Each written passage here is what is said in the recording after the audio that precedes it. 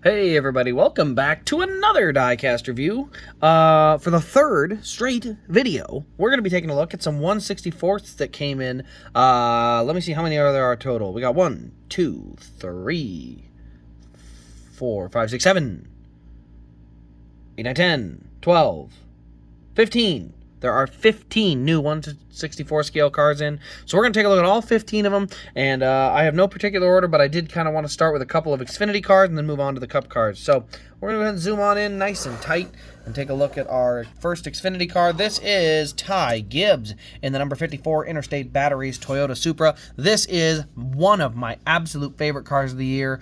Debating getting this in color chrome 1/24th or regular 1/24th. I love this paint scheme. This is a throwback to Bobby Labonte's Interstate Batteries car from 2004. I love this paint scheme. So you can see we got Xfinity, Gibbs up there in the purple. For those of you who don't know, I hate this banner. I hate it. Here's the thing, and I'm going to stand by this because I think we're going to see more of it this year, and it's going to be more of a problem. The color of the banner should be black unless it's playoff time. Unless it's playoff time, this banner needs to be black, and I will point out why. This car has a great just overall paint scheme and throwback, and then there's just a bright purple banner that does not mesh with this paint scheme. It is unfair to the designers of these paint schemes for them to put a scheme together only for it to have a big purple banner that just distracts and makes it look worse. Now, this is a playoff car right here. You see the purple spoiler, purple splitter up here as well. So you see purple, purple, purple, 3 different spots. Now, not a huge fan of it, but when it's a playoff car, there's only 10 of them on the track. So it's at least that marking has some significance. Unfortunately, what they've done in Xfinity is every car has a purple banner. Just all of them. They all have the purple banner, and I don't think I don't know if I put it on the same level as the door number being moved forward, but it is a problem, okay?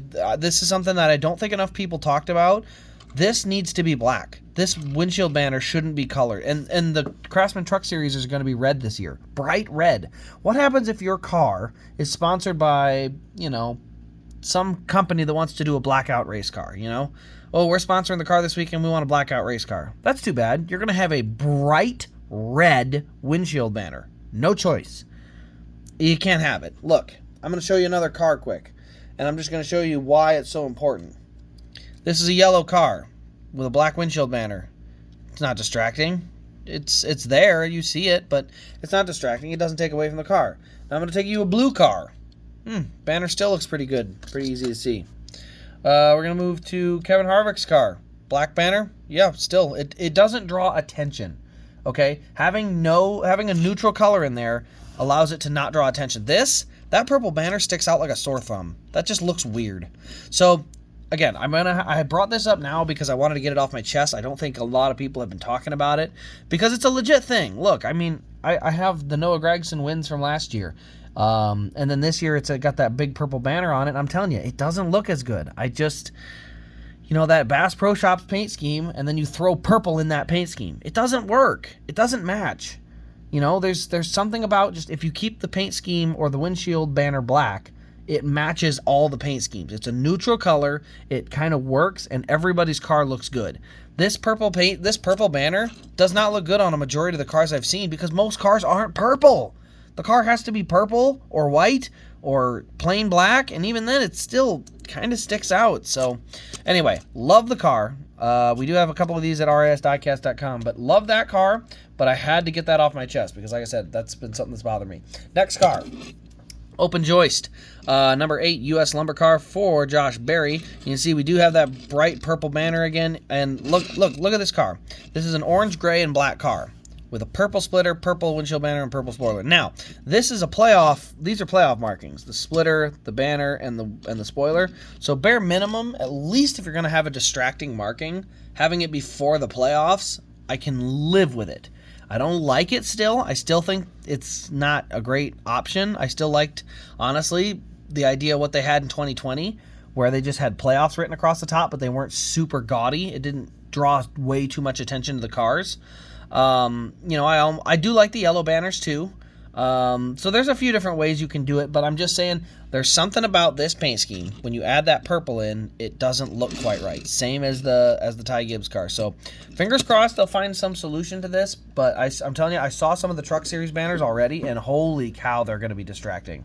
Okay, so that takes care of our Xfinity cars.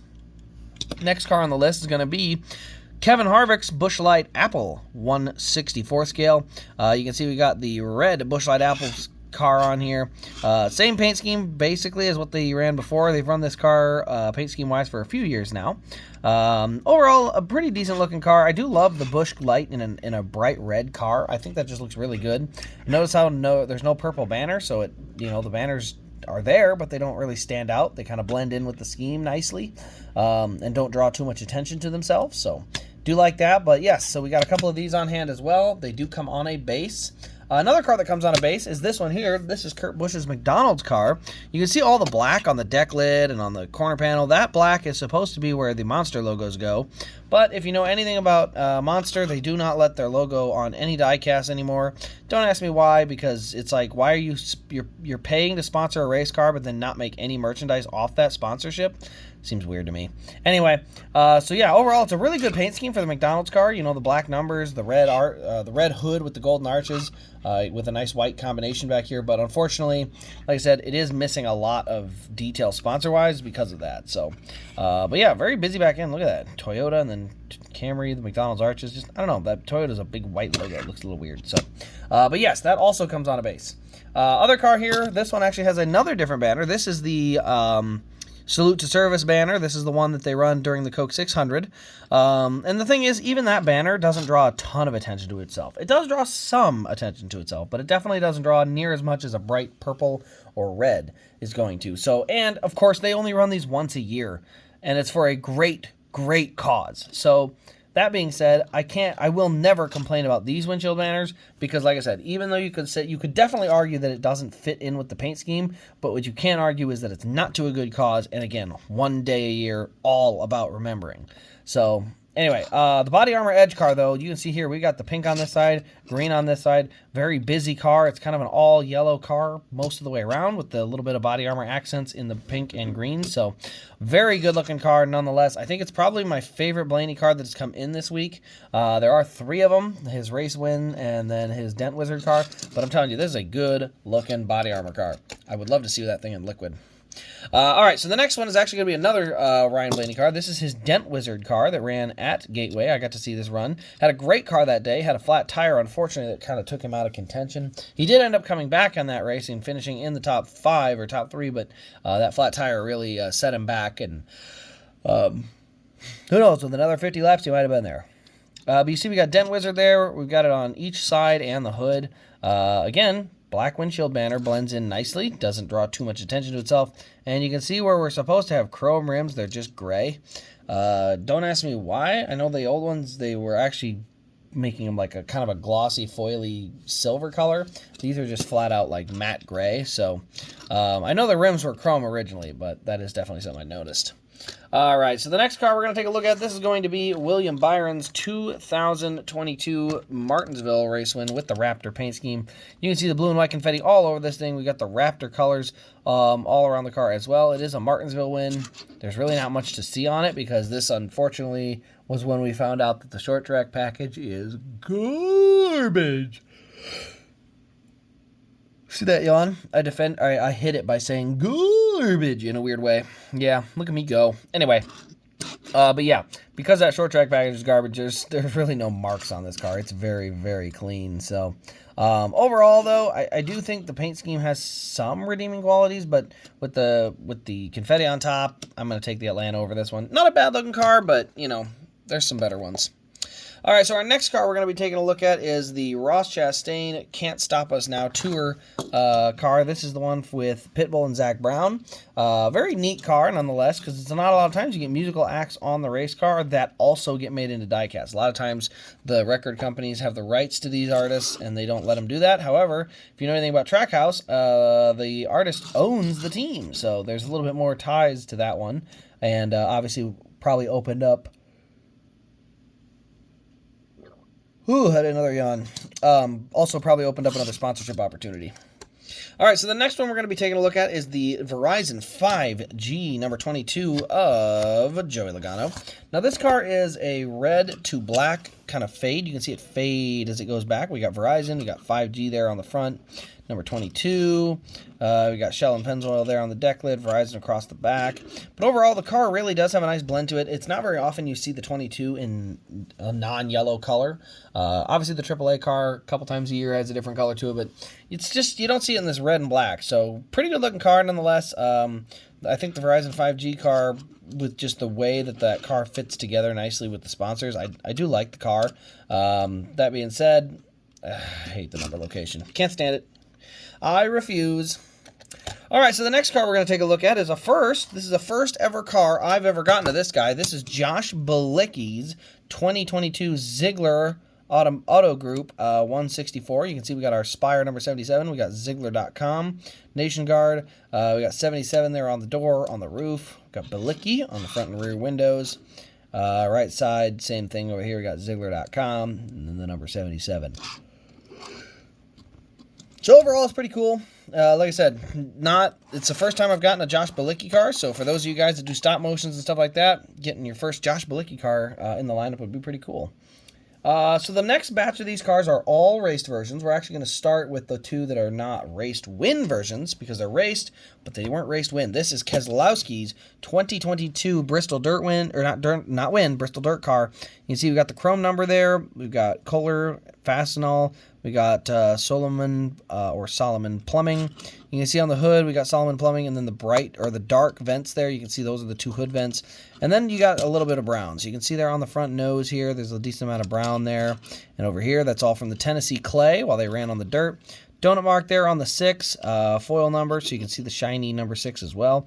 Got a donut mark there. We got some other dirt marks as you go down the right side. So kept it fairly clean, but there is at least some race markings to it. I believe this is the only time this sponsor ran, or at least this is the only diecast they had made. So pretty cool that they sponsor the car and then have a raced version with all the dirt on it offered. It's not the first time we've seen it. It's actually the second time we've seen it. And then the third time is going to be the same driver as the first time. This is Chase Elliott's Kelly Blue Book Bristol Dirt version. You can see this one's a little bit cleaner, so a little bit here. You can see that right or left rear is full of rubber markings. He was back in the pack and got into a little tussle there with Cody Ware, of all people. Then you can see here on the nose, look at that Tennessee clay packed in there on the grill, a little bit up there on the front of the nose. Same thing there on the right front before you head to this right rear fender, which also has dirt. Overall, the Kelly Blue Book car I think looks really good. I really would have loved to get this thing in liquid color. Unfortunately, I was not able to get that because I think this car, just the way that it's laid out paint scheme wise, looks really, really good. So the next car we're going to take a look at is a actual raced win version. However, it still didn't count for points. This is going to be Ryan Blaney's 2022 All-Star win. You can see this is the I said McDonald's. Oh my gosh, Menards. I can't believe wow, that's a bad error. But this is the Menards Wrangler car that ran in the All-Star race. As you remember, this was the window net race where he crossed the finish line, put his window net down, turns out the race wasn't over. And everybody kind of had the same idea. Like, NASCAR, are you really going to hose him out of the win here? You can see on the roof, though, we got our confetti. We got Texas-shaped confetti across the hood, also on the roof and on the deck lid. So you see the deck lid is probably one of the heaviest spots for that confetti. We do have Menards. We got Wrangler across the front. We also have Wrangler back here on the rear corner panel and over here as well. So we got a decent amount of Wrangler sponsorships on this car, but we also have a decent amount of Menards colors and sponsor logos there as well. So overall, a pretty cool car. A lot of confetti, so it definitely blends in with all the confetti it has. It's probably the heaviest of the cars that came in as far as confetti, so it does have a pretty good look to it. Next car we're going to take a look at is Joey Logano's 22 Darlington win. I actually already had one of these shipped out, but you can see the all-red car with the gold number 22 there. I will say this car will look excellent in liquid color. It's going to be that liquid red all around. It's going to look very, very nice, so I highly recommend that car. But we got Pennzoil on the hood. We also have Shell and Pennzoil down the side. We got that gold number 22. Unfortunately, I don't have fond memories of this race because he punted William Byron out of the way instead of just racing him. He had a better car. He was going to be able to pass him cleanly for the win and just drive off, but unfortunately, he kind of let his impatience got the better of him, and he just flat out junked the 24. So, yeah, we'll see how that goes. I mean, maybe William never does anything, and he's just a pansy about it, but telling you, these drivers are going to have to step up at some point. So, but nonetheless, a very cool car. As you can see, I didn't show these here, but you can see we do have the right side scrapes. So definitely a good raced up version. And like I said, the liquid color is going to look really good. But what can I say? I'm a hater. I'm a hater. And the last car on our list for this new arrival batch, this is Chase Elliott's number 9 Dover win. You can see the right front corner. This is where all the heavy rubber buildup is. There's a decent amount of confetti here on the side, but it's definitely not super heavy, like unmanageable. It's just a fairly light load, but it's enough that it is noticeable that it's there for sure. So yeah, the number 9 looks pretty good. We do have the yellow spots for the jack stand there. On each side, we actually have that as well. Number 9, Napa Auto Parts, all that stuff. So very cool car nonetheless. I love getting race versions. Obviously, I'm a huge race version fan in the bigger sizes, but the smaller scales don't bother me too much. So I can't complain too much about that. But other than that, guys, that'll pretty much wrap up this diecast review. We got plenty. I mean, and when I say plenty, I mean we got plenty of cars in. So definitely, if you're interested in any of them, you can check them out at rasdiecast.com. They may not be up just yet, because I got to work on getting them all photographed, which is done. I got all the photos taken. Next step, I need to make sure I have all the links made, so that way when you guys go searching for them, you can actually find them. Because right now, I don't think I have my links done, and that's going to be a problem. So anyway, guys, there is all of the new arrivals. You can see all those 1/64th scale cars stacked up there. They are all available at rasdiecast.com. They may just not be live yet. We'll see if I can get them all up by the time the video goes live here. So, but anyway, guys, thank you all for watching. I hope you've enjoyed this review video. Leave your comments down below, and I'll try to get to them all. But other than that, guys, thanks for watching. This has been Race Craze, and we will see you in the next Diecast review.